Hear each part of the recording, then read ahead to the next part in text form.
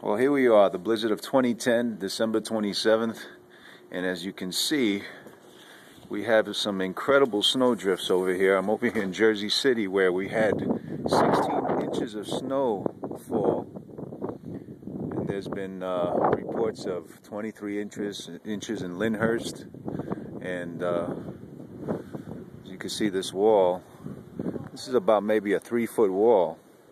And you can see how high the snowdrift is over here, practically covering the cars. And I'll just give you a little panoramic view of Jersey City here. This is in Country Village, and this is pretty bad. Wind gusts, kind of blustery out here, and I guess it'll be kicking like this for a while. New Jersey Transit bus services are suspended, and some of the rail lines are running, and the light rail is completely suspended. And so if you don't have to be out here, you certainly shouldn't. So I'm going to shovel a little snow.